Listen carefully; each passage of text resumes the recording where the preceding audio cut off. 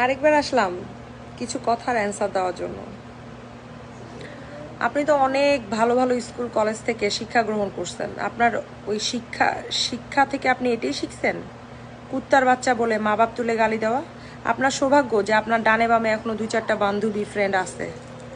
হ্যাঁ, নাহলে এরকম মানুষের সাথে আমরা তো ফ্রেন্ডশিপ রাখি না যারা কিনা মা বাপকে সম্মান করতে জানে না। হ্যাঁ, আপনি এরকম আঙুল দিয়েছেন দেখে আপনাকে হাত ঢুকাইলাম। আরেকটা কথা, আপনার বাসায় কে যেন 3 দিন দাওয়াত খেয়েছে বলছেন না?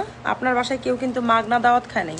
ছোট লোকের মতো খাওয়ায়া যেরকম খোটা মারছেন ছোট লোক, সেরকম ছোট লোকের মতো করে আমিও অ্যান্সার দিতেছি। আপনার বাসায় কেউ মাগনা দাওয়াত খায় নাই। আপনার বাসার টেবিলে যে ভর্তা 8 রকমের 9 রকমের ছিল, ওগুলো এখান থেকে নিউ ইয়র্ক থেকে গেছে কিন্তু পয়সা খরচ করে। আরেকটা কথা শুনেন, আপনার যখন নিউ ইয়র্কে এদিকে ওদিকে উপরের তালা থেকে দরজা খোলে নেই, তখন রাতে 2টা বাজে আপনি আমার কলিং বেল চেপে আমার ঘরে এসে ঘুমাইছিলেন। আপনি কি ওই দিনটার কথা ভুলে গেছেন? আপনি যতটুকু মাটিকে এরকম খোঁচাবেন, মাটির ভিতর থেকে শুধু গুয়ের গন্ধ বেরোবে। বেশি খোঁচাখুচি করেন না। আপনার ফ্রেন্ডরা অন্যায়কে সাপোর্ট করবে না কখনো, সে যতই উত্তরবঙ্গে থাকুক আর যতই পাগলা হোক। অ্যাটলিস্ট সে আপনার থেকে অনেক ভালো, তার অতটুকু বিবেক বুদ্ধি আছে। কি বলছি বুঝছেন? এই মেসেজটা তার জন্য।